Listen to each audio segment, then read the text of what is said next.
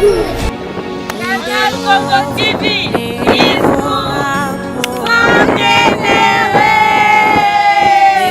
on a Canal Congo TV,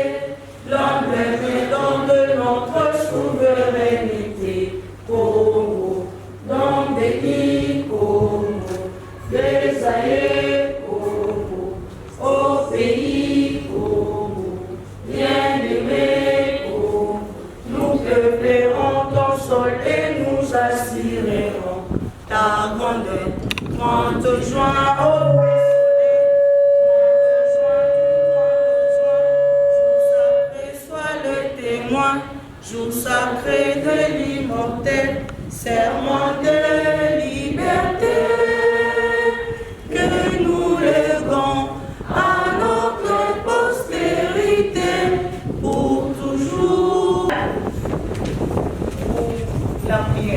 Pour la prière d'ouverture. On appelle Tata Mouli Moussant, pour nous avez merci, l'année aussi pour battre la pissot, pour observer sur la carte.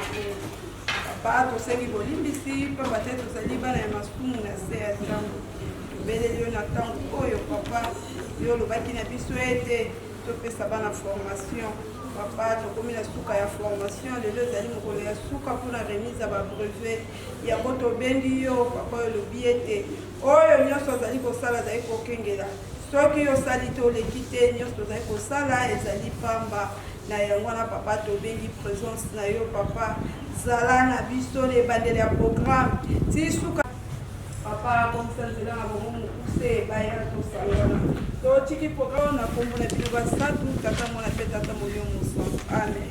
Amen. Voilà.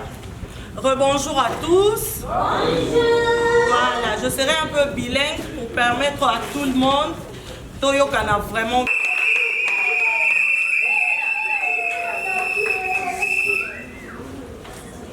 pendant que les apprenants, il y a beaucoup de couture, pour avancer, je vous informe que la tenue balati, bango mokone va confectionner, va encadrer bango pour ces beaux travail, comme on dit, bango ne va qui toko, n'est vraiment pas zongenga.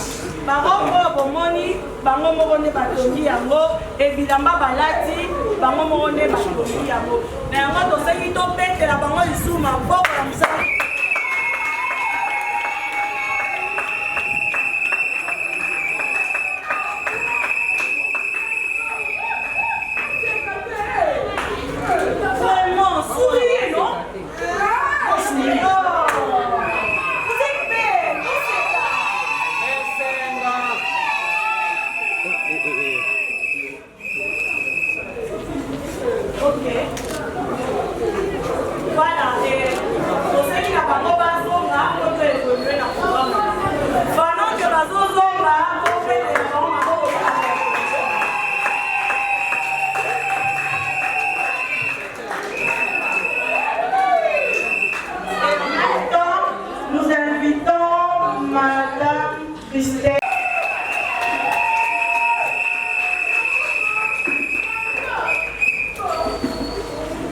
Cette cérémonie marquant la fin de notre formation.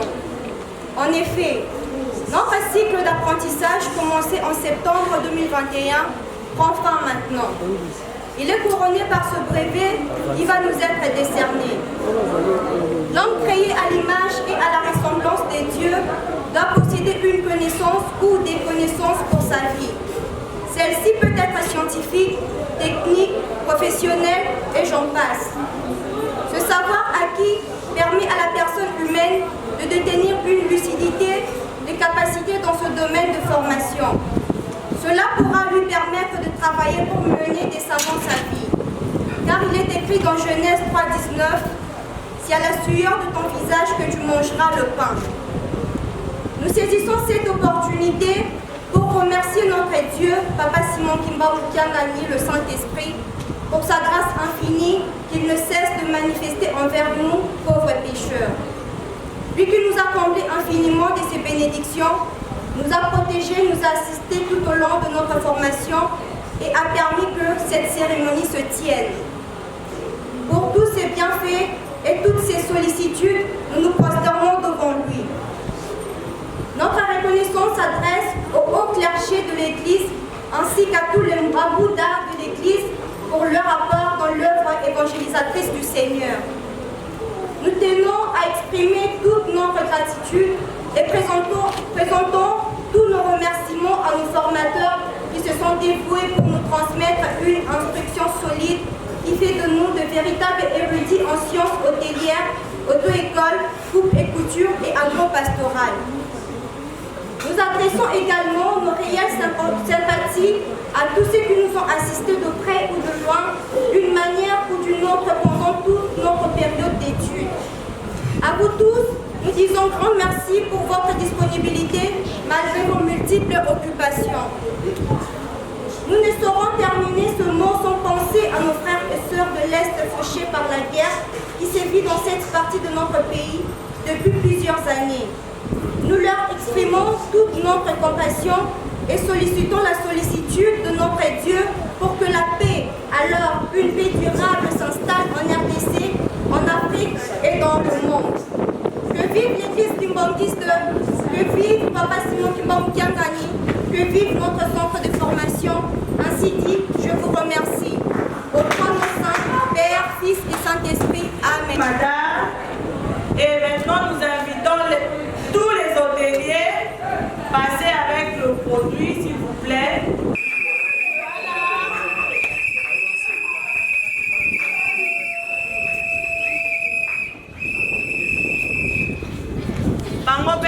Bayaka kobeta tourte, bayaka koyekola. Et voilà, bayekola kisabiso, ba produit à nettoyage, oyo, bango moko basali.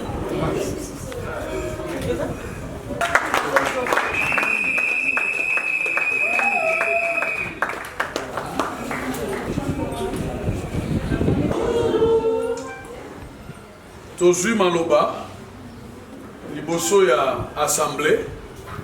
c'est le responsable du centre social kimbangiste d'apprentissage professionnel.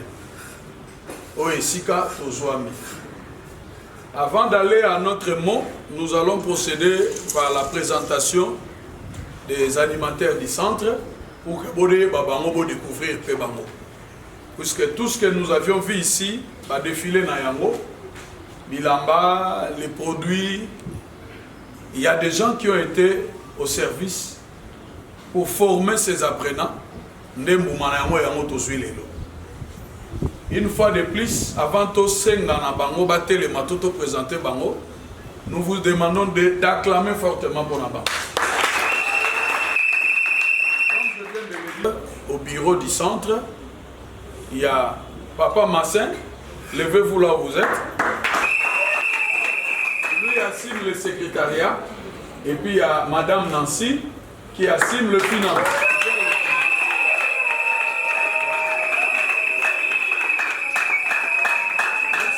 Une filière Babengi, hôtellerie et restauration.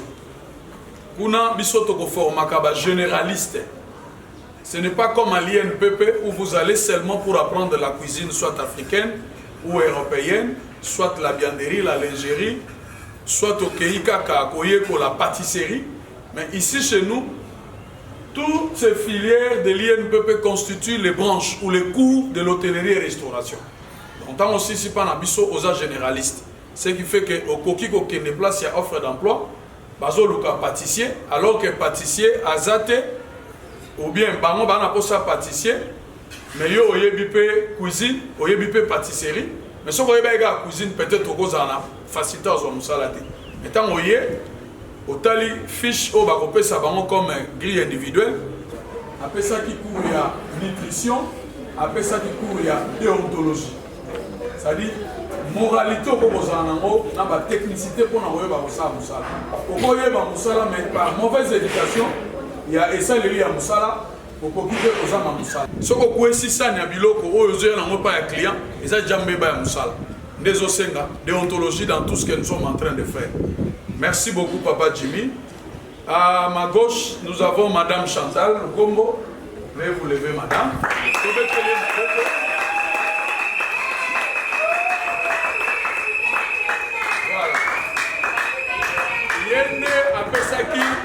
Il n'est pas un généraliste.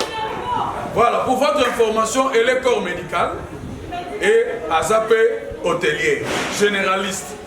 Alors, Namusala Naye, après ça qui va cours Oyo, après si cuisine africaine, donc Bilubu Kaka Oya Bisoto, mais ça n'a pas Kolamba, mais na moi ba Lolenge ya Kilelo, après si cours ya Bianderie ezali. Nous souhaitons les vêtements, bilamba, batisi, badra. Comment il faut que ce soit la chemise? Yom toni kaka yango zo kwa kasate. Ya zana ba technique à relakisa ndenge nini ba nika ka chemise pour battre la paix yango le plus longtemps possible. Et parfois bilamba kufara biso par mauvais usage ya kosokolela yango. Yenda pesa ki court à bianderie, lingerie pe lisusu. Ndeti otozolo ba wana, muto yekole yango ko sala pe na lavage. Suivez dans la lavage à Kinshasa, comment manier les machines, comment nettoyer les habits, les tissus, les draps et consorts. Après ça, qui peut pour fabrication de produits, mais beaucoup plus à caractère alimentaire, hébergement. Donc voilà, Nenge Bakotandaka par exemple, Bambetu, na ba chambre d'hôtel, na ba chambre à coucher, na ba guest house. Bando bota mola la hanon ambetu mo ebinde batanda kadrate yo zo hanon kumbi otie mais hier la kisi lo lengeni yo sengeli ko tandadra omoni mutaye ko la zuina petia ko la na mbetu ndengeni ba placaka oreiller et il y a un langage na kati ya maunion swana basala. Donc voilà, merci Madame Chantal, Madame Lily aza absente, aza na service mo razo sala lelo eza week-end yenda pesa ki pâtisserie. Nous avons Papa Mpala, veuillez vous lever Papa Mpala.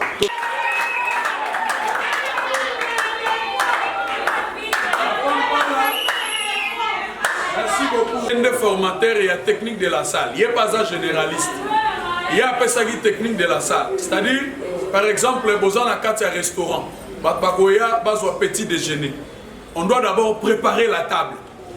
misala wana nde yango ye alakisaka po boya kotia siko basani biso toyebi kaka nyonso sani kaka mais jour nalandaki cours na ye na comprendre ke sani nyonso eza sani te sani na sani eza na kombo nango eza na sani oyo batiaka maki eza na sani oyo batiaka fufu eza na sani oyo batiaka biloko mais biso parfois na bandako totiaka kaka nyonso kende ozwa sani ozwi kaka mais bango bayebi lipa bakotia ye wapi loso bakotia ye wapi concombre bakotia ye wapi aubergine bakotia ye wapi apesaki mpe lisusu cours ya fabrication de produits automoni oyo produits de toilette ya nettoyage de vitres nettoyage ya bacaro et consort apesaki mpe lisusu cours ya décoration donc na kati ya hôtellerie il y a un cours ya décoration na nzela ya bilamba ndeti toza na fête ndenge bomoni boye babongisi bamesa badécoré balatisi basali bahabillement voilà musalo baekolaki ndenge nini babongisa kiti ya maria kovanda occasion anniversaire occasion ya ebembe ainsi de suite. Merci beaucoup une fois de plus papa Mpala na côté ya hôtellerie je crois bango kaka nde baza na biso awa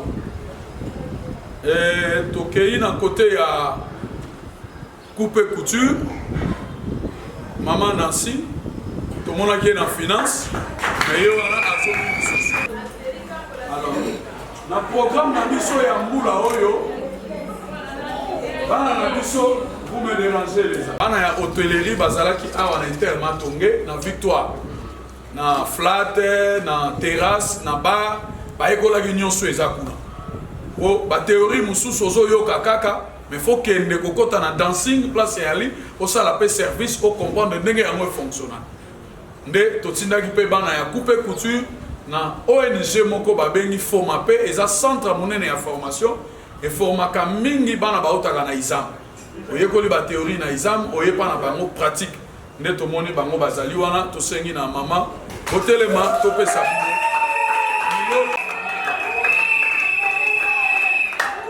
papa azali représentant ya responsable ya ONG pe mama na biso azali ya musala oyo ya couture na centre na bango pepe centre na biso nde esali ke bana oyo tomoni liboso na biso bazala na formation oyo balakisi biso. Merci une fois de plus tobeteli bango maboko na musala maboko yango elemba neti kaka tosepeli te bilamba yango batongi eza mabe to eza malamu.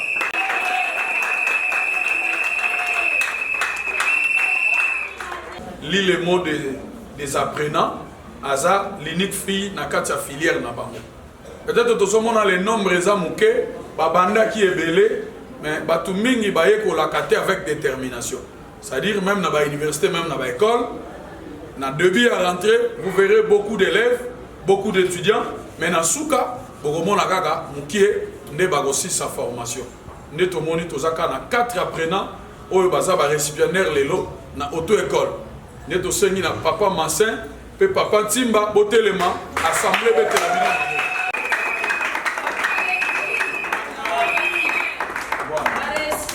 déontologie, éducation chrétienne, c'était dans toutes les filières.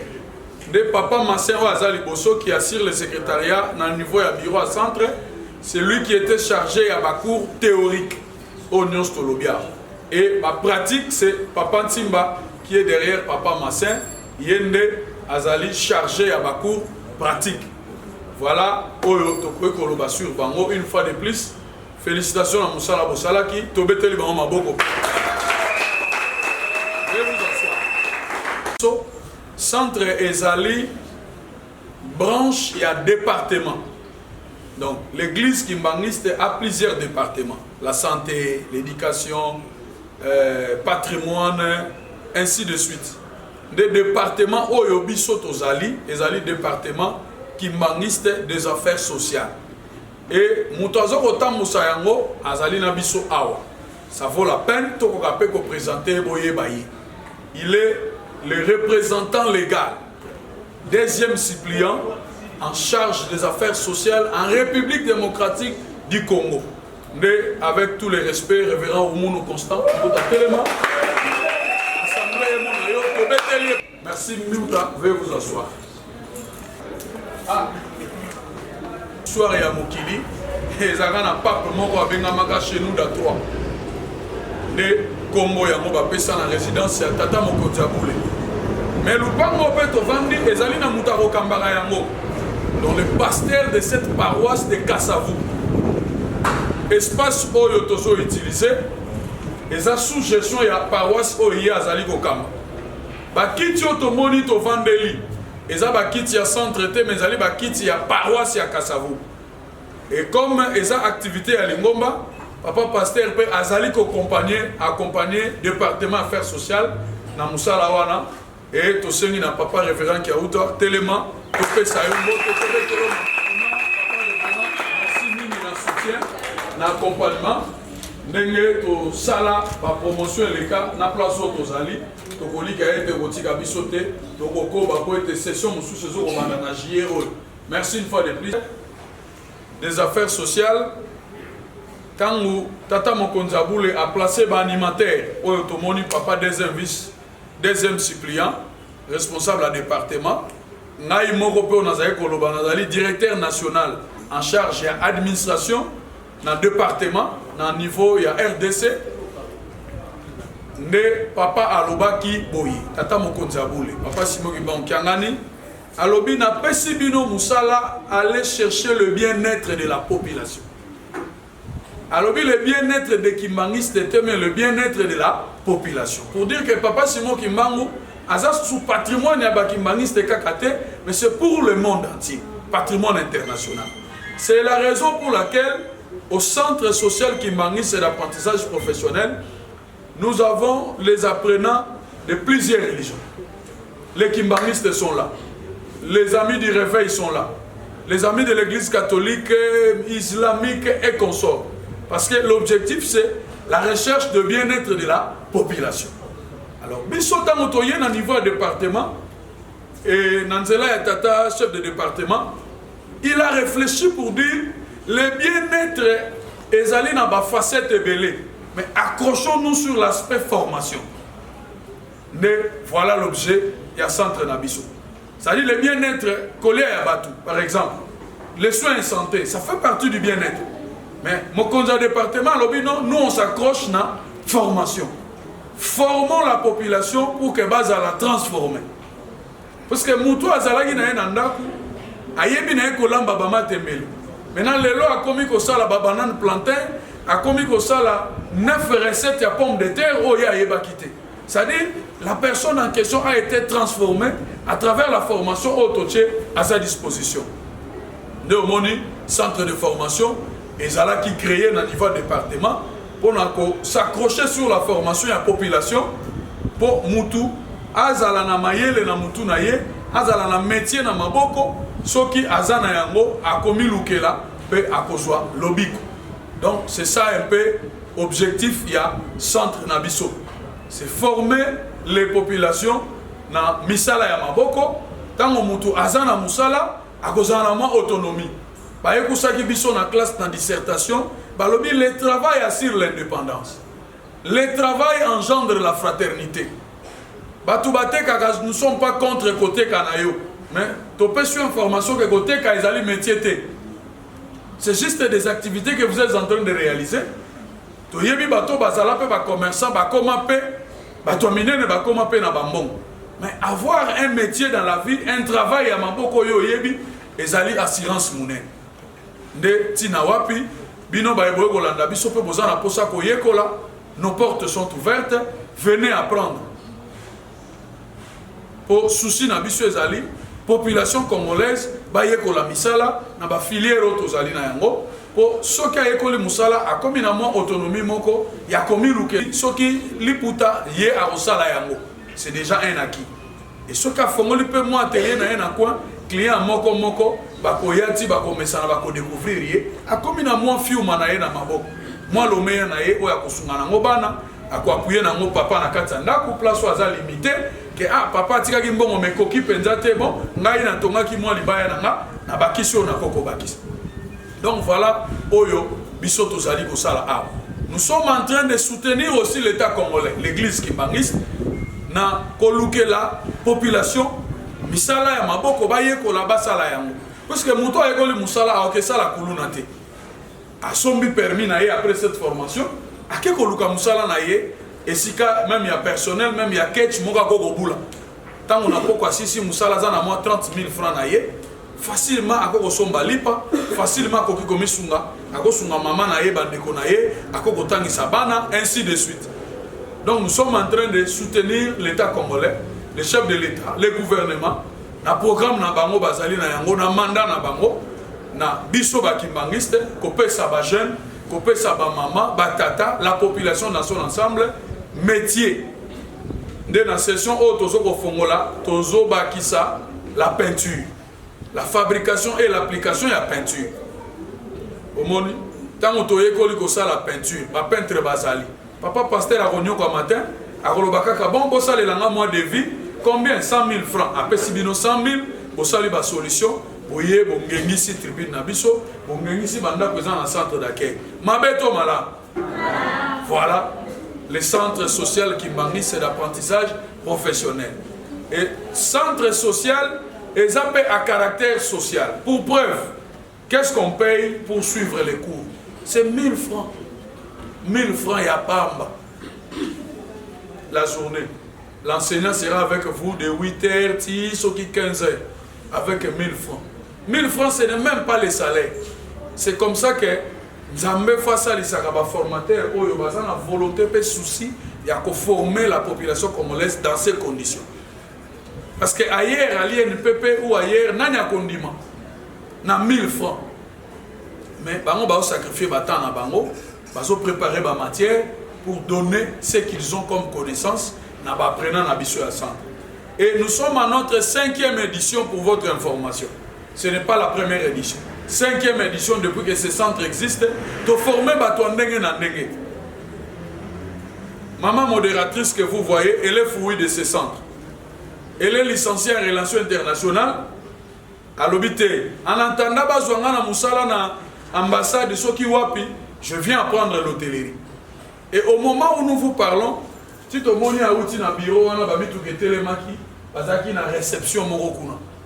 Et c'est elle qui a fait réception et zalaki kuna, ba sandwich na côte. À côté depuis 6 heures, elle a fini et puis l'affaire est finie. Donc à ça, on est dans la poche déjà. Copécile.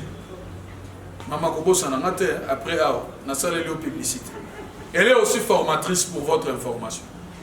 L'année où Kakapo ba charge à Lingomba ba PCA administration en gestion, il y a bureau à Tozomonana, Lupango Oyo.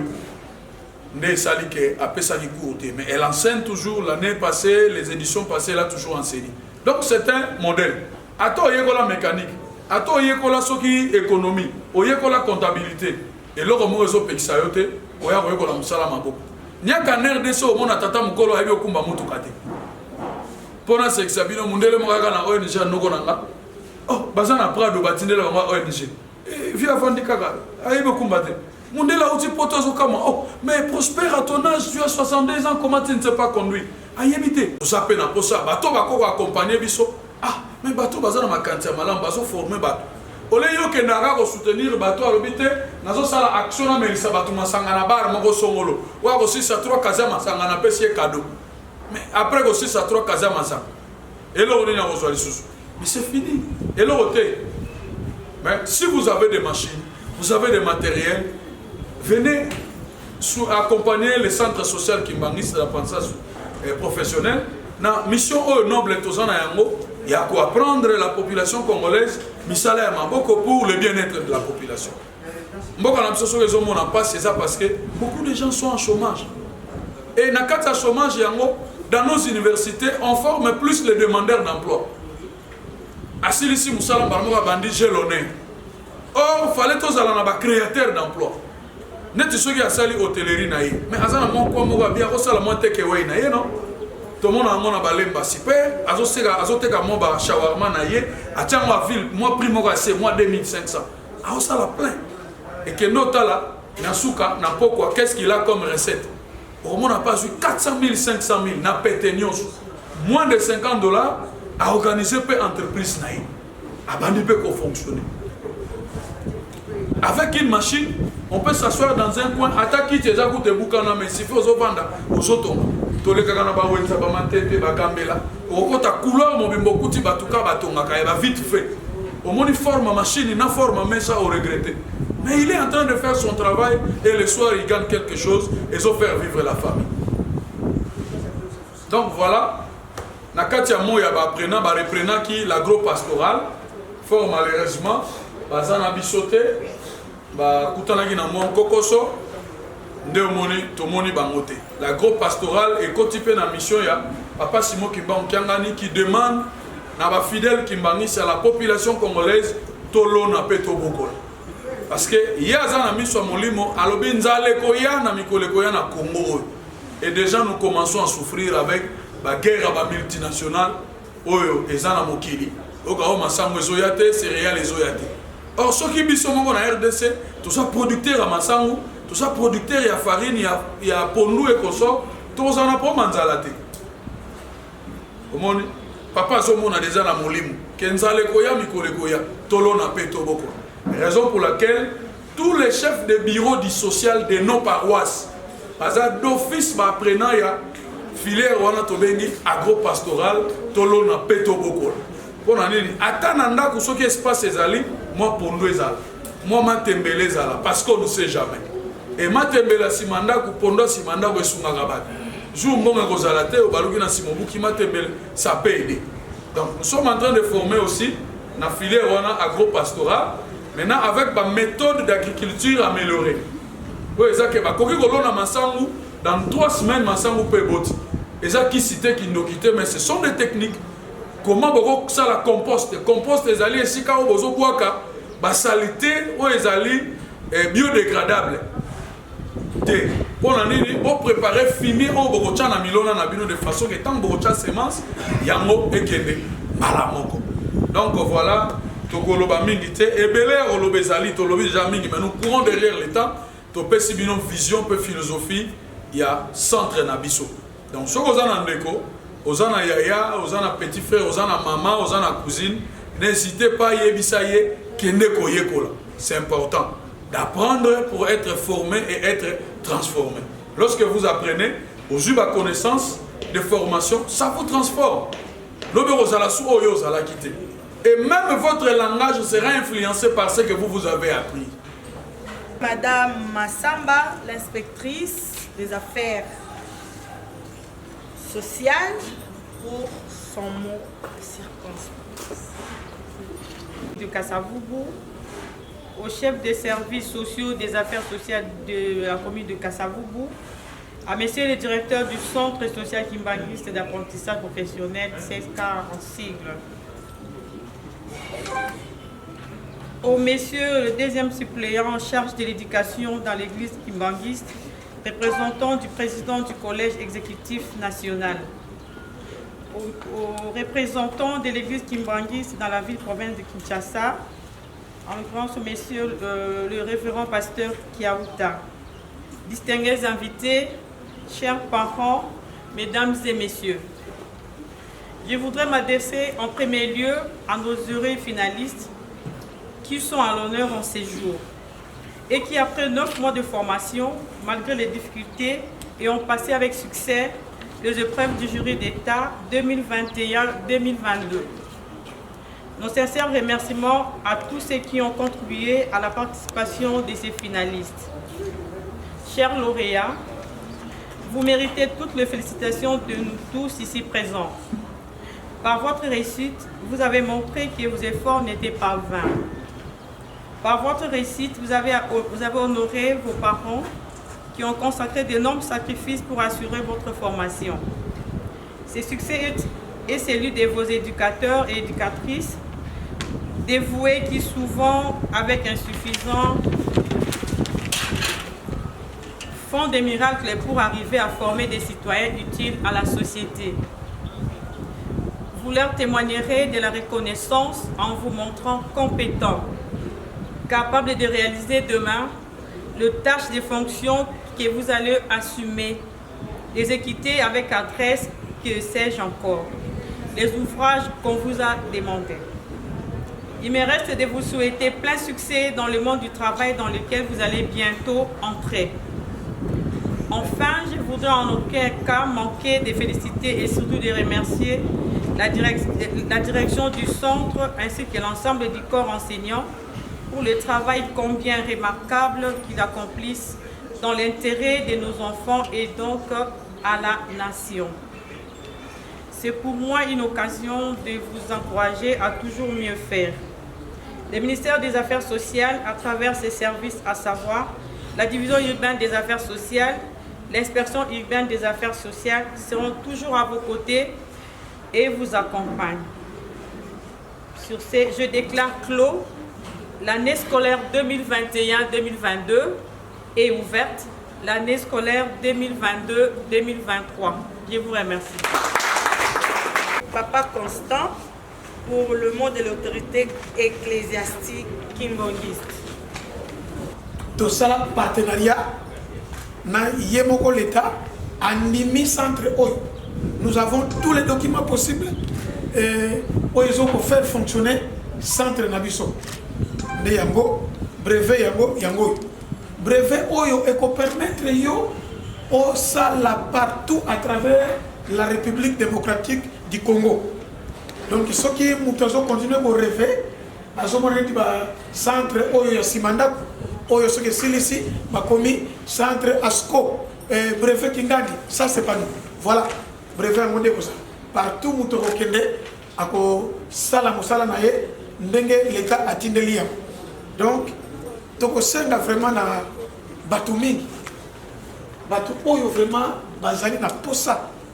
Il y a quoi prendre métier parce que le centre est beaucoup plus focalisé sur l'apprentissage. To yeko la musala. Tango yeko la musala, on se rendre utile dans la société.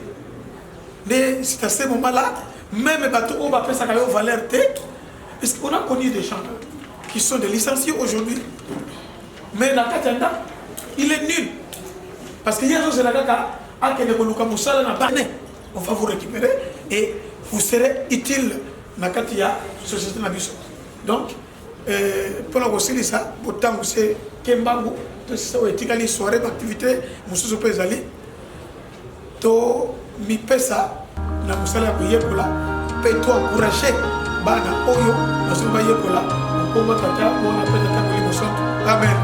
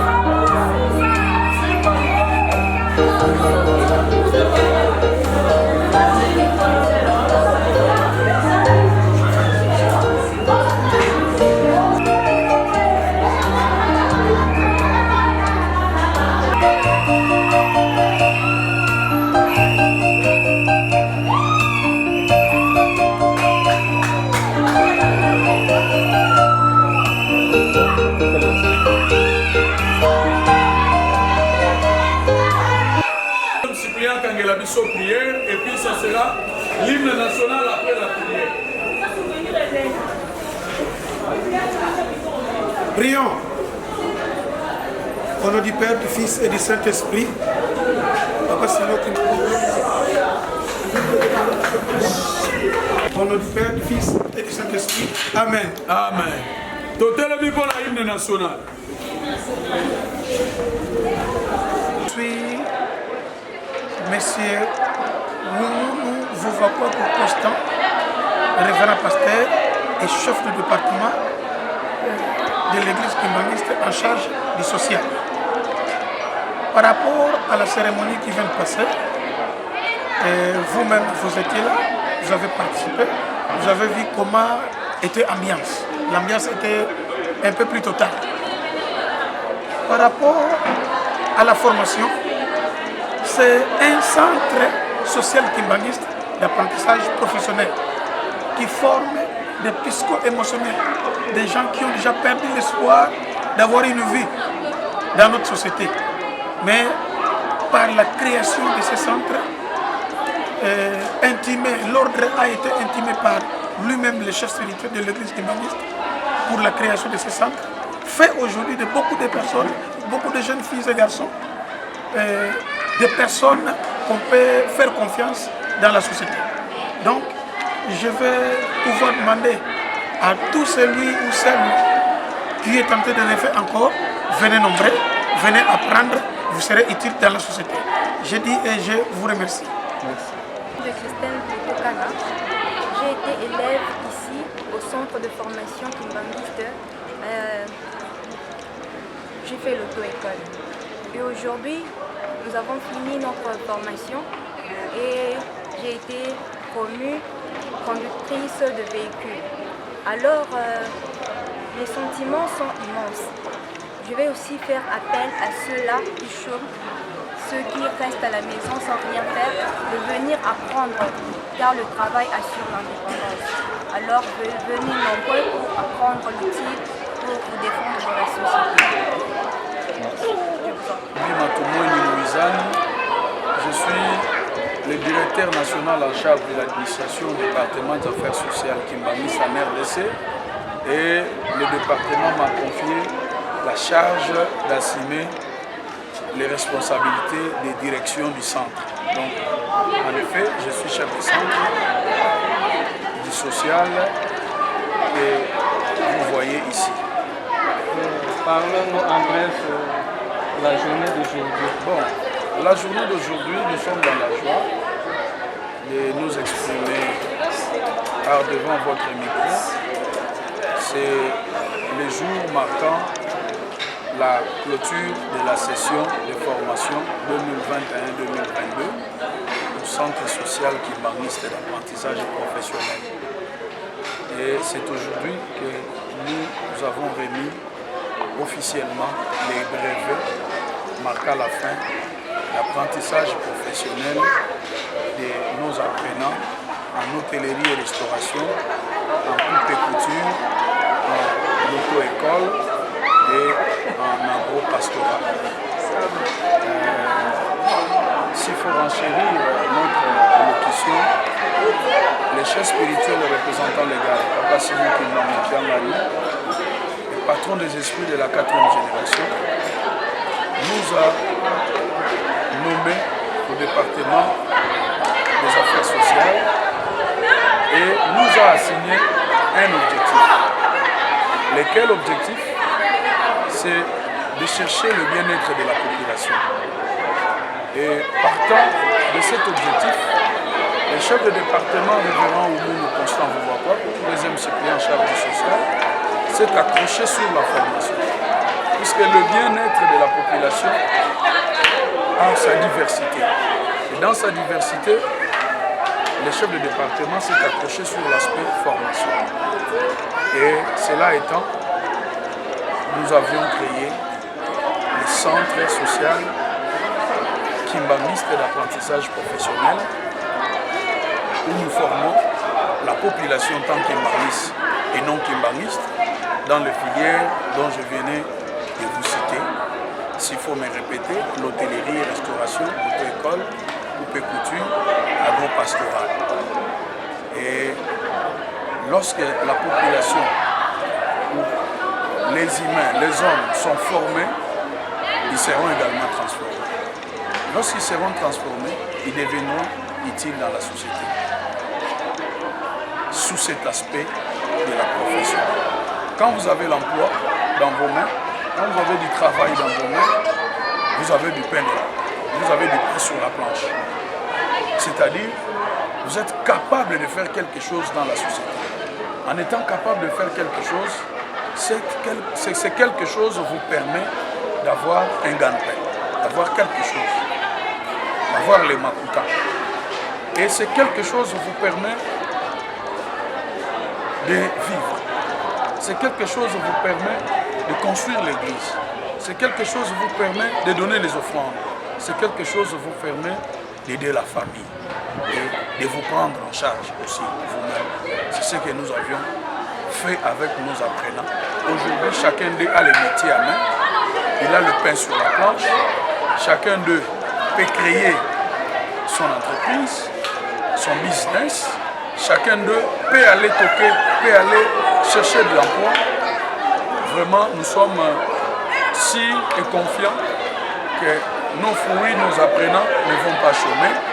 Nous les lançons sur le marché d'emploi pour qu'ils aillent travailler, pour qu'ils aillent montrer de quoi ils sont capables, pour qu'ils aillent montrer de quoi le centre social Kimbangui, c'est l'apprentissage, est capable de former l'homme congolais, la femme congolaise, dans un secteur de session commence au mois de juillet. Donc nos portes sont ouvertes. Vous arrivez au centre d'accueil de Kassavubu, au bureau communal de l'église. Vous demandez le bureau des affaires sociales. Vous trouverez nos services qui sont là disponibles pour vous accueillir. Et les formations débutent au mois de juillet en hôtellerie, coupe-couture, auto-école, agro-pastorale, plus deux autres filières qui viennent de s'ajouter. La fabrication et application de la peinture et enfin le froid. Et nous voulons aussi former les jeunes, les mamans, les papas dans toutes ces filières que nous venons de citer. Donc aimons la population congolaise, tant kimbanguiste et non kimbanguiste, n'hésitez pas, venez au centre social Kimbangui, c'est l'apprentissage professionnel pour apprendre les métiers dans de bonnes conditions. Les difficultés ne peuvent manquer. Nous n'avons pas assez de matériel, que ce soit en coupe-couture, que ce soit en hôtellerie, mais le peu que nous avons, nous sommes en train de nous forcer avec la volonté des formateurs, avec la bénédiction de Papa Simon Kimbangui pour réaliser ce dont vous venez de vivre et assister aujourd'hui. En tout cas, nous sommes du département des affaires sociales, nous disons social Oye, Oye, Oye, Batuyamite Malam. Dans les conditions dans lesquelles nous formons, Photosaka Batuyamite Malam pour réaliser ce que nous sommes en train de faire. Nous contribuons à la vision du chef de l'État, à la vision du gouvernement, à la vision de l'Église à travers sa divinité Papa Simon Kimbangui. Merci.